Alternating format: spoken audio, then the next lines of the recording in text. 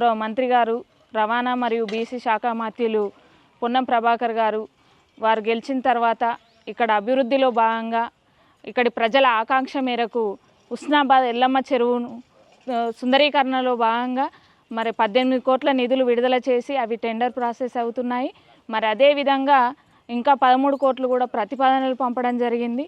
మరి హుస్నాబాద్ ఎల్లమ్మ చెరువు అంటే ఈ చుట్టుపక్కల ప్రాంతంలోనే చెప్పుకోదగ్గ పేరున్నదిగాంచిన ఎల్లమ్మ చెరువు. మరి ఆ సుందరీకరణలో భాగంగా కూడా బ్రిడ్జ్, వాకింగ్ ట్రాక్, బ్రిడ్జ్ అంటే మామూలుగా సిమెంట్ బ్రిక్స్ తోటి కాకుండా మరి గ్లాస్ బ్రిడ్జ్ ఇక్కడ తెలంగాణ రాష్ట్రంలోనే ఎక్కడా లేదు. మరి అలాంటి బ్యూటీ స్పాట్గా మరి ఎన్నో సృజనాత్మకంగా ఆలోచించి ఈ ఎల్లమ్మ చెరువును ఏర్పాటు చేయడం జరుగుతుంది.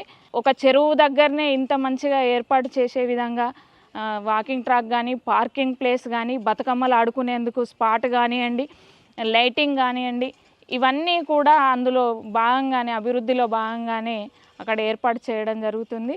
చిన్నపిల్లలు, పెద్దవాళ్ళు, ముసలి వాళ్ళు అనే తేడా లేకుండా అందరికీ ఆహ్లాదంగా ఉండేటట్టుగా ఆ ఎల్లమ్మ చెరువు రూపుదిద్దుకుంటుందని, త్వరలోనే మన ప్రజలందరి కళ్ళ ముందు ఆవిష్కృతమవుతుందని ఈ సందర్భంగా తెలియజేసుకుంటూ గౌరవ మంత్రివర్యులు పొన్నం ప్రభాకర్ గారికి ధన్యవాదాలు తెలియజేస్తున్నాను.